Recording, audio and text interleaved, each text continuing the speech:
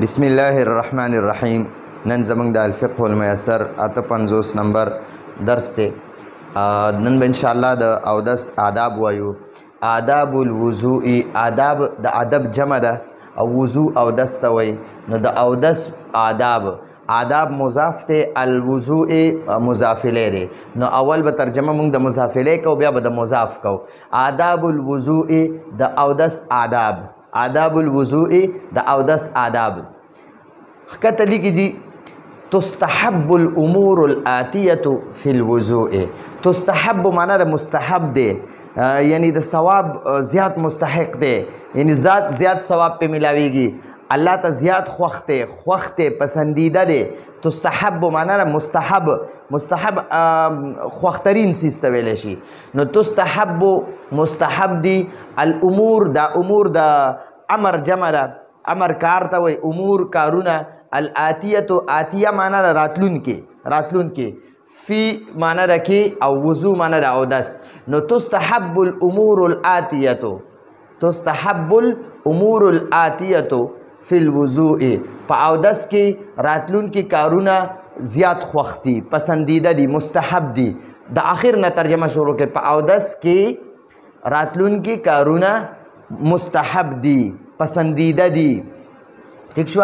زیات خوښ دي، پسندیده معنا نه زیات خوښه. نو ګوره تستحب معنا نه مستحب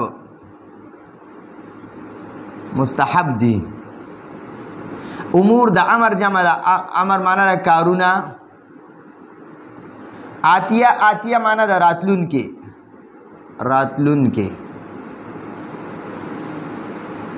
فی معنا د کې او وضو معنا د اودس. ٹھیک شو؟ نو اودس کې او آخر نه ترجمه وکړه. اودس کې راتلونکي کارونه مستحب دي. ٹھیک شو؟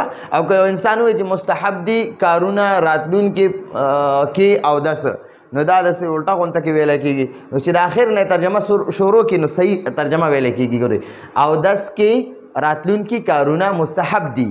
ٹھیک شو جی؟ نو دا یو تقریبا چې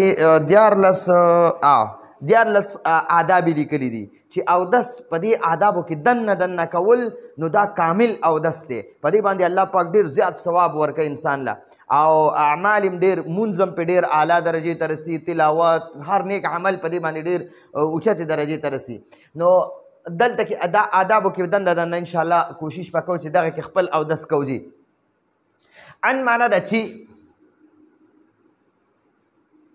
یجلس معنا ده کینی. لام جاره معنا ده د پاره،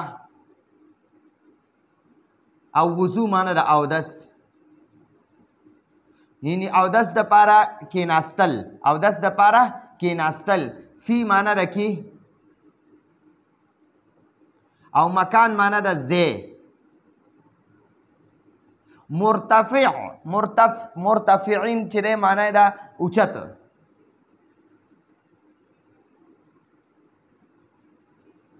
اوچت زی باندې کې ناستل. دا اصل کې دی لئن.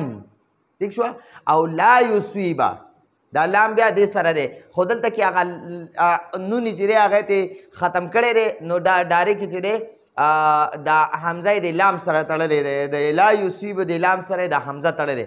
نو لئن دې دپاره چې لا یصیبه ونه رسی هو هغه اودس کوونکي ته. لئن معنا ده دې دپاره چې لا یصیب معنا ده ونه رسی. هو معنا ده هغه ته، یعنی هغه اودس کوونکي ته، هغه ته.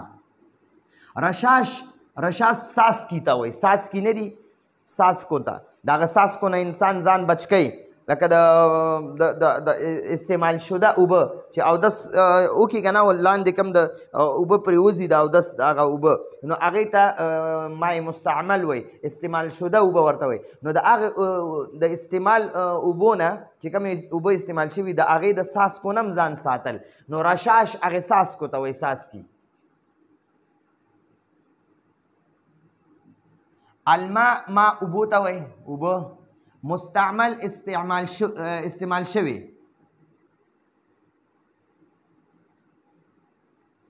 استعمال شوی اوبه مستعمل ورته وایي ټیک شوه جي ماء مستعمل استعمال شوی اوبه ټیک شوه نو دا ماء موصوف دی او المستعمل دا د دې صفت دی یعنی نو اول به ته د صفت ترجمه کې بیا به د موصوف ترجمه کې نو ته به داسې وې استعمال شوي اوبه استعمال شوي اوبه ټیک شوه ماء مستعمل معنا نه استعمال شوي اوبه نو ګورئ اوس اول ادب د اودس دا دی ان یجلس للوضوء ان یجلس معنا را کېناستل ما لفظي ترجمه کړې چې د ان معنا مې کړې چې او د یجلس معنا را کینی نو د دې د کله چې فعل مضارع نه مخکې ان ولګي که نه نو هغه فعل مضارع چې دی د هغه د مصدر معنی ته واړئ نو د مصدر معنا داسې دی کېناستل کېناستل للوضوء د اودس دپاره فی مکان مرتفع مکان موصوف دی مرتفع صفت دی نو د اول د صفت معنی وکړه بیا د موصوف معنی وکړه اوچت ځای کې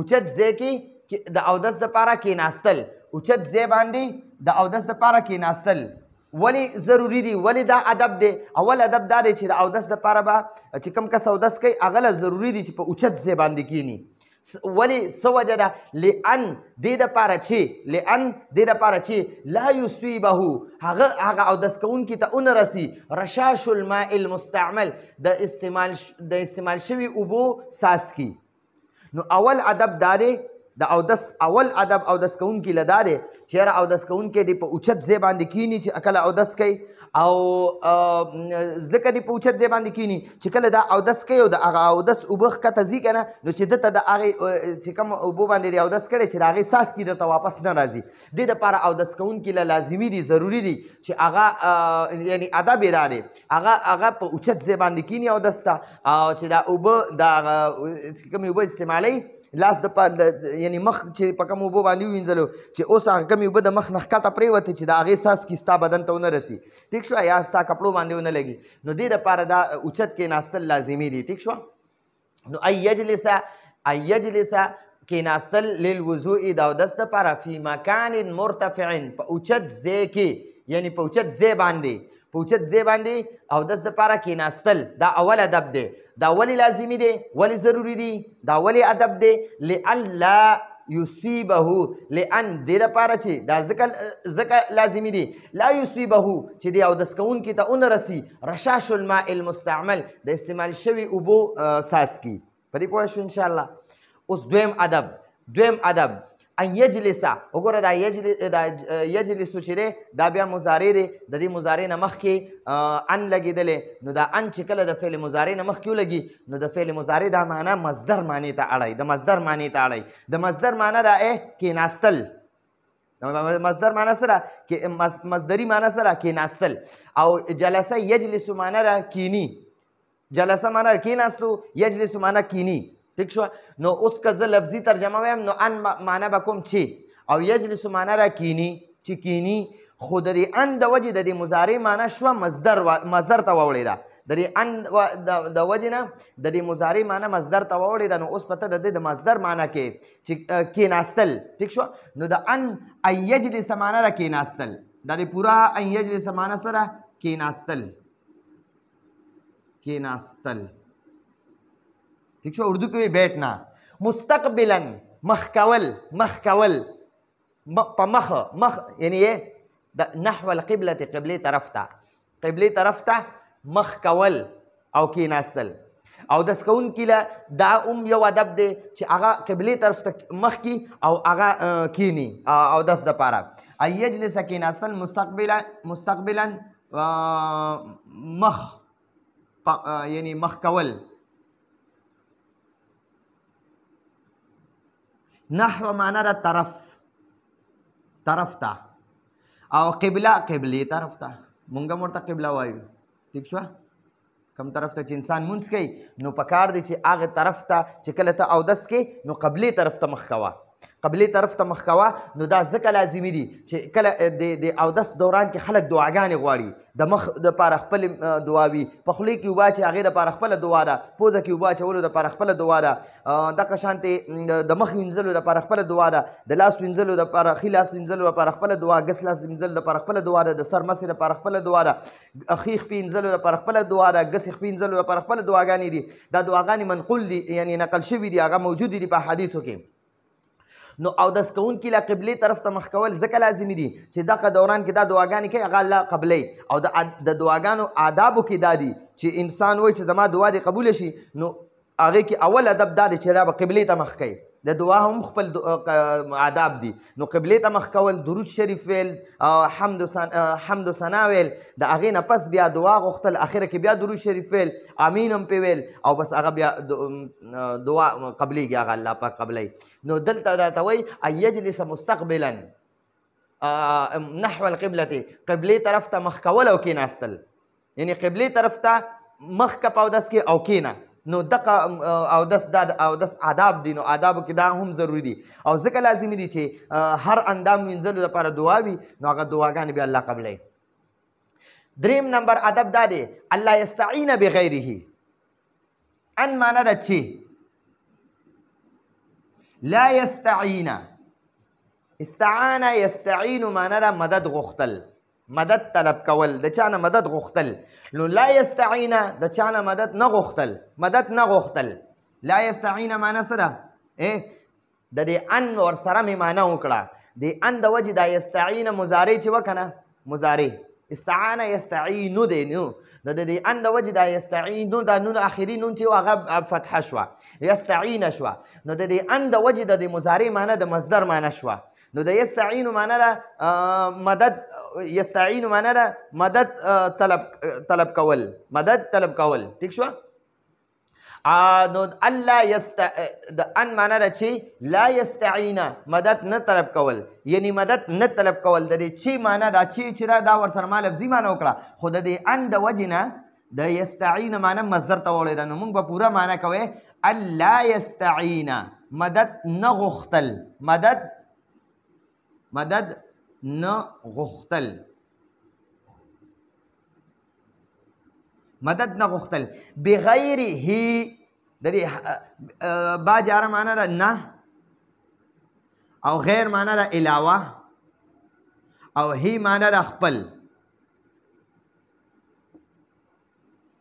یعنی خپل د دې هی معنی به والو ځان. ٹھیک شو؟ اردو کې اپنے. نو د خپل غیر نه علاوه، یعنی د خپل ځان نه علاوه، د خپل ځان نه علاوه د بل چا نه مدد نه غوښتل. او دس کوونکي له لازمي دي چې هغه به د چا نه مدد نه غواړي. دا ادب دی. ٹھیک شوه؟ انسان معذوره نه وي، نو دله پکار دی چې د چا نه په اودس کې مدد نه غواړي. ٹھیک شوه؟ لکه مثلا اوس وګوره انسان معذوره دی، هغه په خپل اودس نشي کولی، چاته ووایي چې راشه ماله لږ لاس ووینځه، ماله مخ ووینځه، ماله بل لاس ووینځه، ماله خپه ووینځه، ماله د سر مسه وکړه. انسان معذوره وي، نو بیا د بل چا نه مدد اخیستلو کې یعنې څه قباحت نشته، بده خبره نه ده، بل کس ورله مدد کولی شي. خو چې یو انسان دی که نه، هغه بالکل روغ رمټ دی او د خلکو نه مدد غواړي، نو دا مدد دا د ادبو خلاف دی. نو ګوره الله یستعین بغیره، د خپل ځان نه علاوه، د خپل ځان نه علاوه د بل چا نه مدد نه غوښتل. ٹھیک شوه؟ اودس کې به په خپله ټول د اودس افعال کې، د اودس څونه کارونه دي به په خپله کې بل چا نه مدد نه غوښتل. ښه جي، اوس د مدد بیا درې طریقې دي جي. نو دوه طریقې جایز دي، هغې کې ته مدد غوښتی شي. یو طریقه هغه مکروه ده. دوه طریقې کمې دي. اوس وګوره چاته اواز وکړي چې بچې یا روره یا خورې ما له دا لوټه راډکه که، نو وګوره دا خو هم د اودس په کار کې یو مدد دی، نو دا جایز دی. چا باندې ځان له اوبه راغوښتل دا جایز دي. دویم ادب دا دی، یو کس ته ووایي چې یاره بچې یا لورې یا خورې یا روره ته لږ ما ته لږې اوبه راواچوه، هغه درته اوبه اچوي او ته لګیا اودس کې، دام جایز دی. اوس یو کس دی ته ښه روغ رمټې او یو کس ته ووایي چې راشه زما لږ اودس کومه، خو زما دا لاس لږ ومږه، زما دا مخ لږ ومږه ما له د سر مسه وکړه غوږونو کې راله ګوته ووه د سټ مسه راله وکړه دا ګس لاس راله ووینځه ښي لاس راله ووینځه خپې راله ووینځه او هغه باندې مږې نو دقه مکروهه دي دا دوه قسمه مدد اخیستی شي د چا نه د اودس په دوران کې دا یو قسم نشي اخیستی دا مکروهه دي د ادبو خلاف دي او مکروه دي ثواب کې کمی راځي یعنی یو خو هغه چې چا ته ووایي چې یاره ماله اوبه راوړه دا مدد هم اخیستی شي په چا باندې ځان له اوبه راغوستی شي بالکل دا جایز دی دویمه چې یو چا ته ووایي چې یاره ما ته اوبه راواچوه هغه راته په لوټه باندې اوبه در اچوي او ته لګیا یې لکه د نلکې غونته کې انسان ځان ته نلکه بمبه لګولی او هغې نه اوبه رابېږي او دا ورته اودس کوي نو چې یو کس درته لوټه نیولي هغه درته اوبه راچوي او ته اودس کوې دا هم جایز دي ټیک شوه خو دا دریم څیز دا دریم خبره چې یاره ته ورته ووایې چې ماله مخ ووینځه عدله په مخ باندې اوبه راخلي او مخ باندې در لاچوي او ته ښه روغ رمټې نو دا مدد اخیستل دا د خپل ځان نه علاوه د بل مدد اخیستل دغه ته وایي ښه جي الله یستعین بغیره د خپل ځان نه علاوه د هی معنی مې خپل واخیسته خپل ځان نه بغیره علاوه یعنی د خپل ځان نه علاوه ټیک شوه مدد غوښتل د خپل ځان نه علاوه یعنی په خپله مدد نه کوي او د بل نه مدد غوښتل نو دا ټیک نه دي ښه الله یستعین مدد نه غوښتل مدد نه اخیستل نه غوښتل بغیره د خپل ځان نه علاوه ټیک شوه دا دریم قسم و دریم ادب و او څلورم ادب دا دی الله یتکلم بکلام الناس الله یتکلم ان معنا دا چې لا يتكلم تكلم يتكلم معنا دا کلام کول خبرې کول يتكلم دی يتكلم دی میم باندې ضمه وي خو د دې ان د وجې د میم د مضارع اخري حرف زبر ملو شو یعنی اخري حرف له زبر ورکو دی ان مصدریه نو دې ته ان مصدریه هم وایي نو بیا د دې مضارع معنا مصدر ته واړئ نو دې ته به مونږ وایو ای یتکلم خبرې نه کول کلام نہ کرنا اردو کې وایي کلام نه کرنا موږ په پښتو کې وایو الله ان معنا ده چې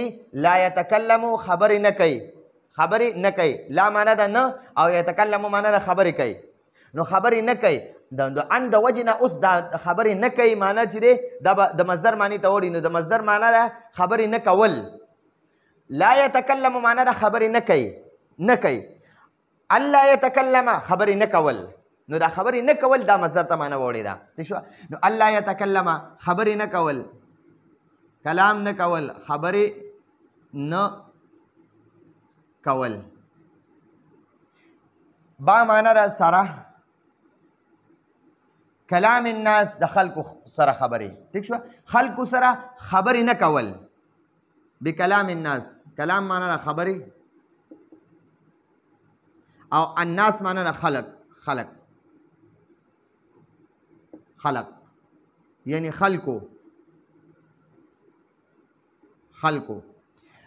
سره خبرې نه کول الله یتکلم بکلام الناس خلقو سره د اودس په دوران کې خبرې نه کول نو اودس په دوران کې به خبرې نه کې ځکه که ته خلکو سره د اودس په دوران کې خبرې کې او د اودس په دوران کې د پیغمبر علیه السلام نه او د صحابه رضوان الله عنهم اجمعین او تابعین رحمهم الله نه کوم دعاګانې منقول دي نقل شوي دي نو هغه دعاګانې غوښتل هغه هم ادب دی نو که ته خلکو سره خبرې کوې نو د هغه دعاګانو نه به محرومیږي نو ګوره د خیر د کار نه انسان په خبرو سره محرومیږي د اودس په دوران کې چې یو انسان خبرې کوي او اسم ډیر ناپسندیده غونته کې عمل دی چې د اودس په دوران کې خلک بل چا سره خبرې کوي ٹھیک شوه نو د بل چا سره خبرې نه کول پنځم نمبر ان یقرأ الدعوات الماسورة عن النبي صلى الله عليه وسلم عند الوضوء ګوره جی قرأ یقرأ معنا ده ویل پڑھنا ٹھیک شوه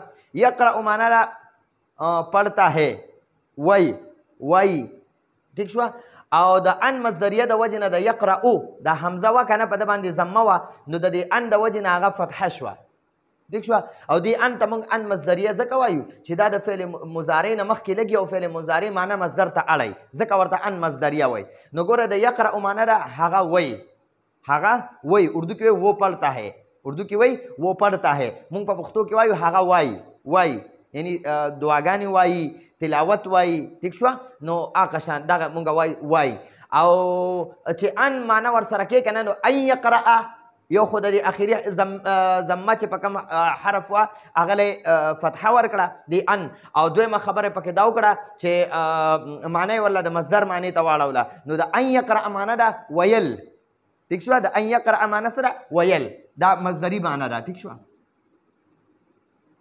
ویل ویل. الدعوات الماسورة، دعوات دا د دعوتون جمع ده، د دعوتون جمع دعوات دی، دعوات، ٹھیک شوه. دعوات معنا ده دعاګانې. الماسوره، ماسوره معنا ده نقل شوي، نقل کړی شوي، یعنی نقل کړی شوي دعاګانې ویل. ان یقرأ الدعوات الماسورة، دعوات دا موصوف دی، الماسورة صفت دی. نو ته به د دې صفت اول معنی وکړي، بیا به د دې موصوف معنی وکړي. نو منقول یا نقل کړی شوي دعاګانې، منقول دعاګانې یا نقل کړی شوي دعاګانې. ویل، ان یقرأ معنی ده ویل، ٹھیک شوه. دعوات دعاګانې. معصوره نقل کړی شوي یا منقول، منقول هم ورته ویلی شي. معصوره معنی ده نقل کړی شوي دعاګانې، نقل کړی شوي. عن معنی ده نه، یعنی اردو کې وایي سے نه. النبي صلی الله علیه وسلم، نبی صلی الله علیه وسلم، نبی صلی الله علیه وسلم نه نقل کړی شوي دعاګانې ویل. عند الوضوء، عند معنی ده په وخت، په وخت، په وخت. الوضوء د اودس، د اودس په وخت د نبی صلی الله علیه وسلم نه منقول دعاګانې ویل، ٹھیک شوه. الټه نه دعا معنی وکړه، نو ته به انشاءالله پوره مطلب پوه شي. ګوره یقرأ معنی ده ویل، الدعوات معنی ده دعاګانې، الماسورة معنی ده نقل کړی شوي، عن معنی ده نه، النبي صلی الله علیه وسلم، عند معنی ده په وخت، الوضوء معنی ده اودس. نو اوس د اودس نه معنی وکړه، اول د اودس معنی وکړه، بیا د عند وکړه، بیا نبی صلی الله علیه وسلم، بیا د عن وکړه، بیا ماسوره وکړه، بیا دعاګانې او بیا یقرأ وکړه. د اودس په وخت، اودس وضو معنی ده اودس، عند معنی ده په وخت، د اودس په وخت نبی صلی الله علیه وسلم نه، د عن معنی ده نه، ماسوره معنی ده نقل کړی شوي، او دعوات معنی دعاګانې، او ان یقرأ معنی ده ویل. نو د اودس په وخت د نبی صلی الله علیه وسلم نه نقل کړی شوي دعاګانې ویل، ٹھیک شوه. نو د اودس په وخت باندې دا دعاګانې ویل، یعنی د اودس په وخت به نبی علیه الصلاة والسلام دعاګانې ویل. نو ګورئ اوس په حدیثو کې بعض کتابونو کې نقل کړی شوي دي، د فقه په بعضو کتابونو کې د ګورئ انسان خوله کې اوبه اچوي، نو هغه وخت کې دعا ووایي، د خوله په خوله په وخت کې، یعنی خوله کې اوبه اچولو په وخت کې به خپله دعا وایي، او غالبا هغه دی اللهم اعني على تلاوة القرآن وذکرک وشکرک وحسن عبادتک، دا د خوله کې د اوبو اچولو دعا ده. بیا په پوزه کې د اوبو اچولو خپله دعا ده، اللهم ارحني رائحة الجنة ولا ترحني رائحة النار.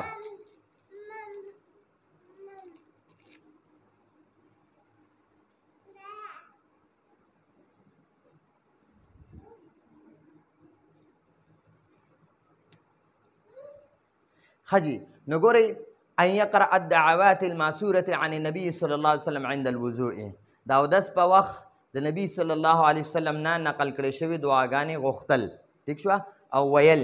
نو دا دعاګانې د دې اهتمام کول، په خوله کې اوبه اچې د هغې دعا ده، په پوزه کې اوبه اچولو خپله دعا ده، د مخ دعا ده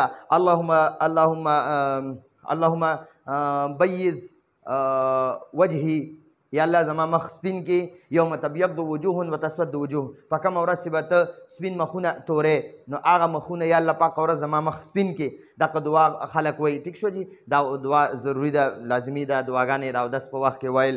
بیا دغه شان انسان ښي لاس وینځي، د هغې خپله دعا ده، ګس لاس وینځي، ښي لاس وینځي، اللهم اعطني کتابي بیمیني وحاسبني حسابا یسیرا، دا د ښي لاس دعا ده.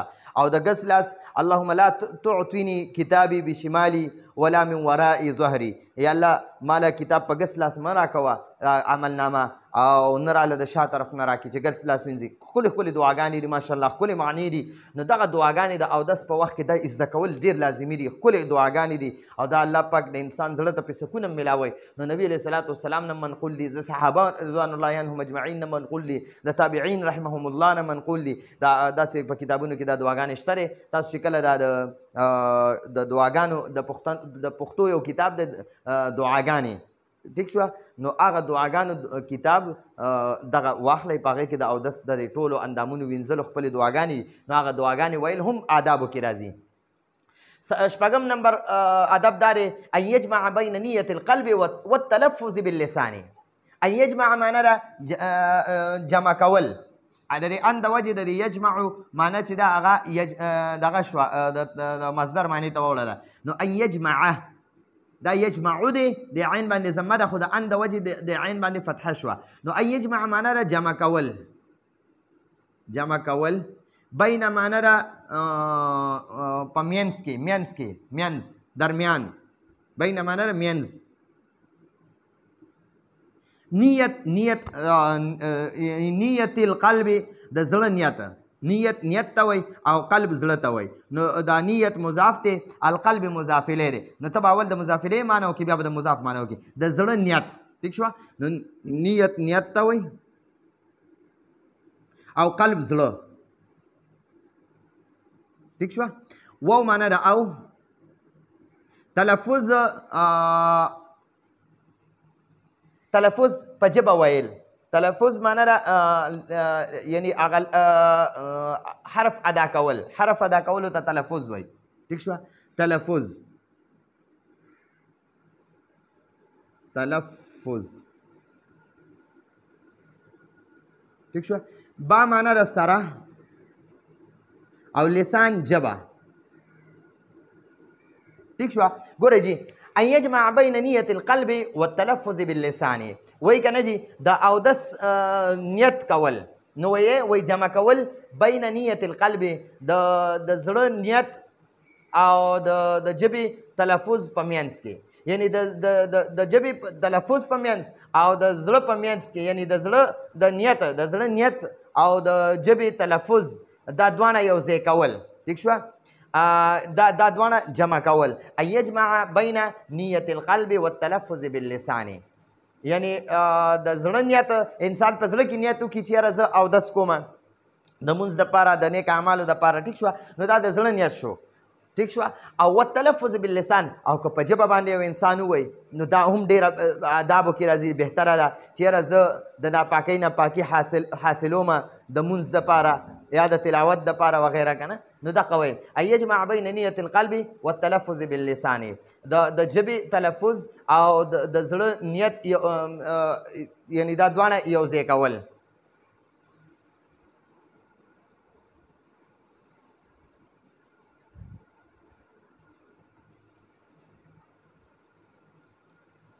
خجی ان یجمع بین نیت القلب والتلفظ باللسان، د ژبې تلفظ، د ژبې تلفظ او د زړه نیت یو ځای کول ټیک شو جی. دا دواړه جمع کول. نو یعنی مطلب دا دی چې په زړه کې هم د اودس نیت وکړه او بیا په ژبه باندې تلفظ هم ادا کړه. نو دا دواړه یو ځای جمع کول هم د اودس آداب دی. ښه جی. ان یقول، قال یقول معنی ده ویل، یقول معنی ده وایي ټیک شوه. او د ان د وجې ان یقول معنی ده وویل. ان یقول بسم الله الرحمن الرحیم عند غسل كل عضو. ان یقول، قال یقول معنی ده ویل، یقول معنی ده وایي، ان د وجې نه ان یقول معنی چې شوه دا دغه مصدري معنی ته واوړېده، د مصدر معنی شوه. نو د مصدر معنی ده ویل، ویل. بسم الله الرحمن الرحیم ٹھیک شوه. بسم الله الرحمن الرحیم ویل. عند معنی ده په وخت. غسل معنی ده وینځل. کل معنی ده هر، هر یو. عضو معنی ده اندام ٹھیک شوه. نو ان یقول بسم الله الرحمن الرحیم عند غسل كل عضو، یعنی د هر اندام، د هر اندام وینځلو په وخت د هر اندام وینځلو په وخت بسم الله الرحمن الرحیم ویل. ټیک شوه. نو چې کوم اندام هم وینځې خوله کې اوبه اچې بسم الله الرحمن الرحیم ووایه. هغه که دعا درته یاد وي هغه هم ورسره ووایه. پوزه کې اوبه اچې بسم الله الرحمن الرحیم. مخ وینځې بسم الله الرحمن الرحیم. ښي لاس وینځې بسم الله. ګس لاس وینځې بسم الله. د سر مسه کې بسم الله. خیخ په وینځې بسم الله. ګس په وینځې بسم الله. نو دا هم د اودس په آدابو کې دی. یقول بسم الله الرحمن الرحیم عند غسل کل عضو. ټیک شوه. د هر اندام وینځلو په وخت کل مضاف ته عضو مضاف الیه دی. ټیک شوه. نو د هر اندام وینځلو په وخت بسم الله الرحمن الرحیم ویل. ټیک شوه. اتم نمبر دی ایدخل معنا داخلیدل، داخلول.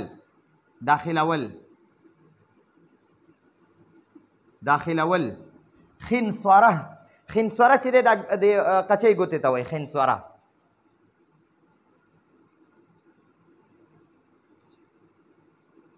څوک ورته کچنی ګوته وایي، څوک ورته قچۍ ګوته وایي، مونږ خو ورته قچۍ ګوته وایو. ټیک شوه.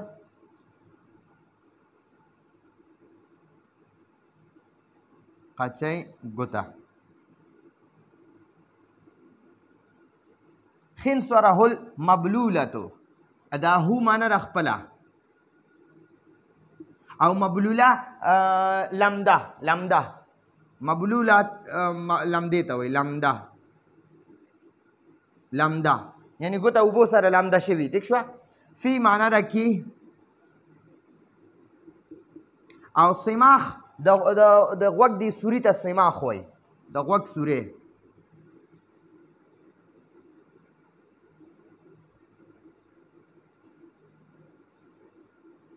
عند معنا ده په وخت او مسه ته وایي. اذن یو غوږ ته وایي، اذنین دوو ته وایي. دواړه غوږونه. پوه شوې؟ ګوره ورته ایدخل خنسوره المبلولة فی الصماخ عند مسح الاذنین. نو ګوره الټنه معنا وکړه. د غوږونو د مسه په وخت د غوږونو سورو کې لمده قچۍ ګوته داخلول. ټیک شوه.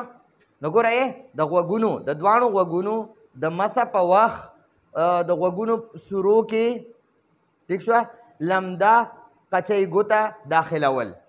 نو ان يدخل خنصره المبلولة في الصماخ عند مسح الاذنين. ان يدخل من معنا ده داخلول، خنصره معنا ده قچۍ ګوته، او هو معنا ده خپله، مبلوله معنا ده لمده، فی معنا ده کې، صماخ معنا ده د غوږ سورې. د غوږ کې چې دا دننه کوم سوري دي، دننه چې کوم مزغو طرف ته تلي دغه سوري یادوي. عند معنا ده په وخت، مسه معنا ده مسه، او اذنین معنا ده دواړه غوږونه. نو د دواړو غوږونو د مسه په وخت د غوږونو سورو کې لمده قچۍ ګوته داخلول. نو دا قچۍ ګوته چې کله د غوږ مسه کې، نو بیا دا قچۍ د ښي لاس قچۍ ګوته او د ګس لاس قچۍ ګوته، نو دې دواړو غوږونو پر سورو کې دا د قچۍ ګوته داخلول. داسې ټیک شو. ایحرک معنا ده حرکت ورکول، خوځول. دا هم د ان د وجې نه معنا مصدر ته اورېدلې. دې ټولو کې د ان چې کوم دی د دې نه پس چې کوم فعل مضارع وي، نو هغه د فعل مضارع معنی مصدر ته اړولي. نو ایحرک معنا ده حرکت ورکول، خوځول، حرکت ورکول، یا موږ پښتو کې وایو خوځول. خوځول. خاتمه ګوتمې ته وایي. ګوتمه د خلک د ګوتو ته اچوي که نه، دا زنانه اکثر یا سړو کې هم بعض اچولي، نو خاتمه یادوي. خاتمه ګوتمه.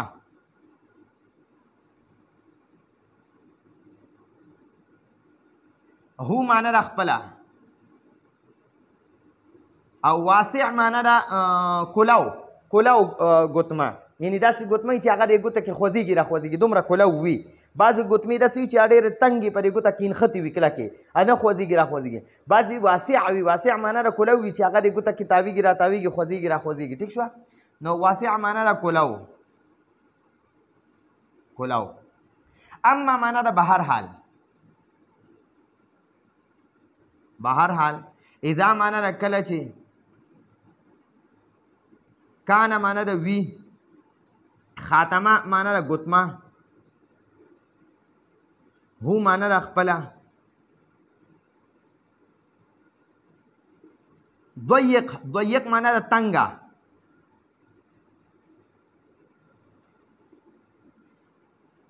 فا معنا د نو تحریک معنا د خوځول هو معنا د هغه لازم معنا د ضروری یا لازمی لام معنا د پارا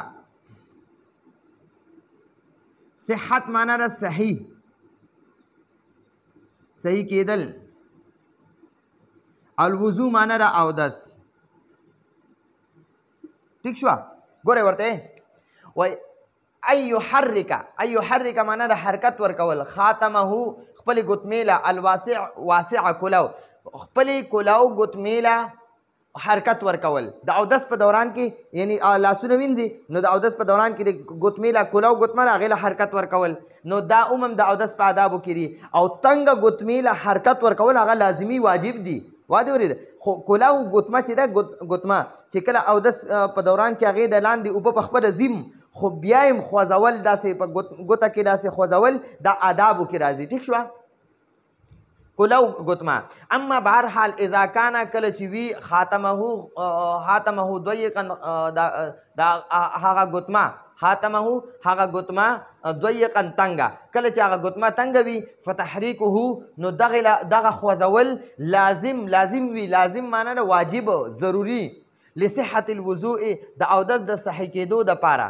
ټیک شوه نو بهرحال وایي که کلاو ګوتمه وي نو هغه به د اودس په دوران کې داسې وخوځي یا خوځول آدابو کې راځي او که تنګه ګوتمه وي نو هغه د اودس صحیح کېدو دپاره که تا هغه تنګه ګوتمه ونه خوځوله د هغې لاندې اوبه نه ځي نو هغه که دې ونه خوځوله ستا اودس نه صحیح کېږي ټیک شوه نو دغه وایي ان یأخذ اخذ یأخذ معنا د اخیستل نو ان یأخذ معنا د اخیستل الماء اوبه اخیستل للمزمزه لام معنا د دپاره او مزمزه خوله کې اوبه اچول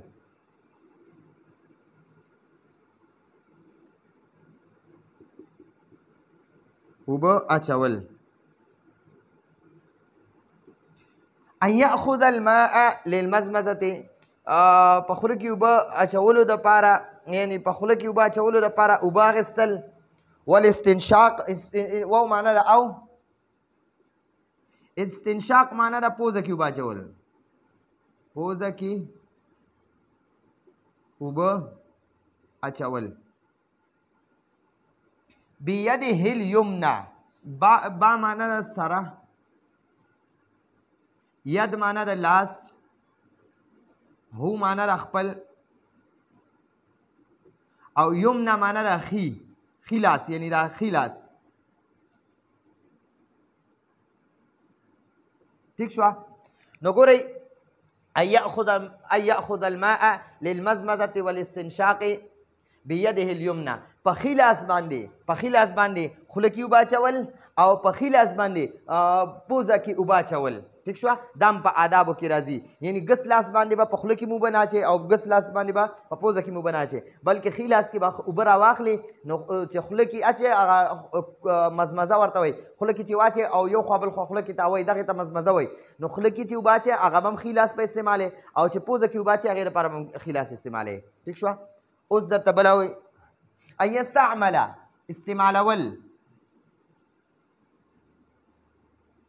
استعمالول ید معنا د لاس ها معنا د خپل یسرا معنا د ګس یعنی ګس لاس ٹھیک شوه ان یستعمل یده الیسرا ګس لاس استعمالول للامتخاط امتخاط معنا د پوز صفایي کول د پوزې ګند صفا کول، د پوزې چې کوم پوزه کې کوم ګند دی د هغې صفایي دپاره ګس لاس یا پوزه سون کول دپاره، یعنې پوزه انسان صفا کوي که نه اودس دوران کې، نو هغې استعمال دپاره ان یستعمل استعمالول یده الیسرا خپل ګس لاس للامتخاط لام معنا ده دپاره، امتخاط معنا ده پوزه صفا کول، پوزه صفا کول. ٹھیک شو د پوزې د صفایي دپاره، یعنی پوزه کې چې اوبه اچوې نو په ښي لاس په اچوې، بیا چې پوزه صفا کې نو بیا به دا ګس لاس استعمالوې. ٹھیک شوه، په پوزه کې اوبه اچول په ښي لاس باندې او پوزه صفا کول په ګس لاس باندې، نو دا د اودس آداب دي. ان یستعمل استعمالول یده الیسرا خپل ګس لاس للامتخاط د پوزې د صفایي دپاره، د پوزې صفایي دپاره. دولسم نمبر ان یتوضأ اودس کول، اودس کول قبل معنا د مخکې،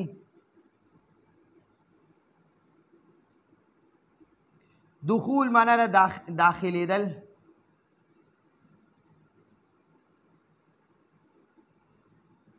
الوقت وخت وی.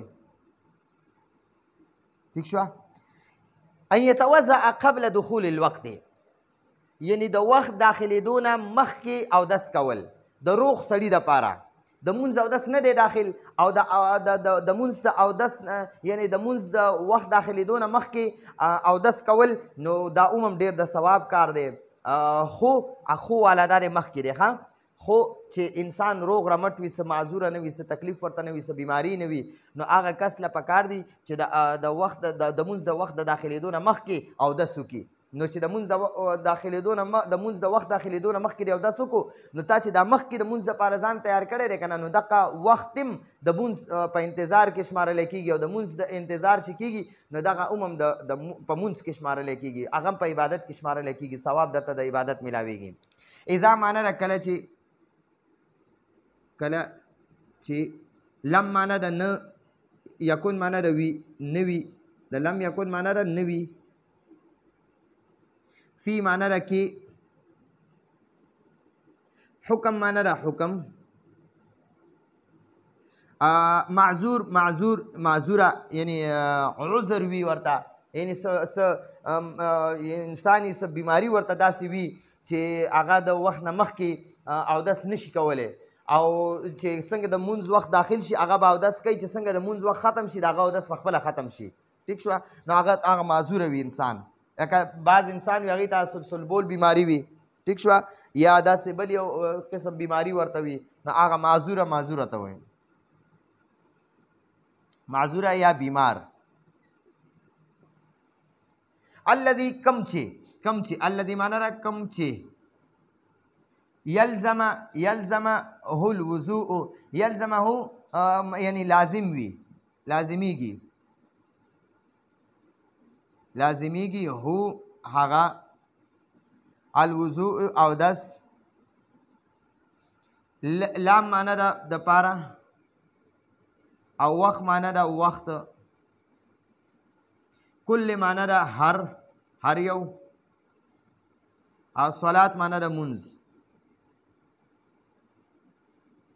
ٹھیک شو جی، کم چې په دغه کس باندې دغه معذوره کس باندې اودس لازمي لوقت کل صلات، د هر منځ د وخت دپاره. ښه جي، ګورئ جي، ان یتوضأ قبل دخول الوقت، د وخت د داخلېدو نه مخکې اودس کول، نو د روغ انسان دپاره، معذوره دپاره نه. اذا لم یکن فی حکم المعذور، چې کله د معذور په حکم کې نه وي، چې کله انسان د معذور په حکم کې نه وي، نو هغه له پکار دی چې هغه د مونځ د داخلېدو نه مخکې، د مونځ د وخت داخلېدو نه مخکې دی هغه اودس وکړي. او چې کم کس د مونځ یعنی کم کس معذوره وي، الذي معنا کم معذوره کس چې یلزمه الوضوء، په هغه باندې اودس لازمیږي لوقت کل صلات، یعنی د هر مونځ د هر یو مونځ د وخت په داخلېدو په وخت کې. ٹھیک شوه، د هر مونځ وخت چې داخلېږي نو معذوره کس په هغه وخت کې بیا اودس کوي، ځکه که دا اودس مخکې کوي که نه نو دته څه ثواب نه میلاویږي ځکه چې بیا د مونځ وخت داخل شي دا به دوباره اودس کوي. نو د څنګه چې معذوره کس وي هغه چې څنګه د مونځ وخت داخليږي فوراً به اودس کوي چې د مونځ وخت ختمیږي د هغه اودس هم ختمیږي. ابه هر مونځ دپاره نوی اودس کوي. او روغ انسان چې وي نو هغه له وایي پکار دي چې هغه د مونځ د وخت د داخلېدو نه مخکې د مونځ ته ځان تیار کړی وي او داسې کړی وي بالکل تیار وي د مونځ په انتظار کې وي نو د مونځ د انتظار هم د عبادت شمارلی کېږي. ټیک شوه. ښه اوس وایي 14 او اخري نمبر دی. اذا معنا ده کله چې فراغه معنا ده فارغ شو، فارغ شو کله چې اوزګار شو. من الوضوء من معنا ده نه، وضو معنا ده اودس. قام نو ادریدل. مستقبلا مخکول، مخکول. نحو معنا ده طرف ته او قبله معنا ده قبله. خجی اوس وی کله چې اذا فرغه کله چې فارغ شو من الوضوء د اودس نه قام نو ودرېږي مستقبلا او مخ دي کی نحو القبله قبله طرف ته. کله چې انسان د اودس نه فارغ شي نو هغه لپاره یو ادب دار چې هغه د قبله ته مخ کی او ودرېږي. ويقول او ودی وی او معنا ده او یقول معنا ده وای اشهد ان لا اله الا الله وحده لا شريك له واشهد ان محمدا عبده ورسوله. دا دعا دی وای، دا کلمه دی وای اشهد ان لا اله الا الله وحده لا شريك له واشهد ان محمدا عبده ورسوله. قبلی ته مخ کی او دا دعا به وي بیا به دا دعا وي اللهم اجعلني من التوابين. ای الله ما د ښه توبه کوونکو نه جوړ کړي، واجعلني من المتطهرين او د ښه صفایي کوونکو نه مې جوړ کړي. ټیک شو، ښه صفا اوسېدونکو نه مې جوړ کړي. توابین معنا ده ښه مضبوطه توبه کوونکي او متطهرین معنا ده ښه صفایي کوونکي، ښه ځان صفا ساتونکي. ټیک شوه. نو چې کله د اودس نه انسان فارغ شي نو هغه د بیا قبلې ته مخ کی او دا دعا دی وي اشهد ان لا اله. اشهد معنا ده زه ګوی ورکوم. ان معنا ده چې لا اله هیڅوک معبود نشته الا الله سوا د الله نه وحده هغه یو دی لا شریک له او د الله پاک سو شریک نشته. واشهد او زه ګوی ورکوم ان محمدا چې محمد صلی الله علیه وسلم عبده د الله بنده دی ورسوله او د الله رسول دی. اللهم ای الله اجعلني ما جوړ کې من التوابین د توبه کوونکو نه، د ښه توبه کوونکو نه، وجعلني او ما جوړ کې من المتطهرین او د ښه صفا اوسېدونکو نه، د ښه صفایي کوونکو نه. نو دا دعاګانې ویل قبلې طرف ته. ګورئ حدیث کې بعض حدیثو کې راځي د مسلم شریف یو حدیث دی وایي کوم انسان چې د اودس نه فارغ شي قبلې ته مخ کي او بیا دا دعا ووایي اشهد ان لا اله الا الله وحده لا شریک له واشهد ان محمدا عبده ورسوله اللهم اجعلني من التوابین واجعلني من المتطهرین. نو وایي د جنت 8 دروازې دي او ټولې دروازې د دې اودس کوونکي دپاره الله پاک کولو کي. نو د هر اودس نه پس دا دعاګانې ویل. بعض حدیثو کې د سورې قدر د کم قدر سورت چې دی انا انزلناه فی لیلة القدر وما ادراک ما لیلة القدر. نو د سورې قدر فضیلت هم ډېر راغلی چې انسان د بیا د اودس نه پس د سورې قدر ووایي یو ځل نیم. دقه شانتې ګورئ د دې نه پس وایي که بیا د اودس دی وکړو او د اودس نه پس مکروه وخت نه وي نو بیا یو 2 رکعته صلات تحیة الوضو منځ هم کول دا ډېر زیات د ثواب کار دی. سبق ډېر زیات اوږد شو او ډېر لازمي سبق ته انشاءالله آینده درسونه به دونه نه اوږدېږي. هذا هو المرام والله اعلم بحقیقة الكلام.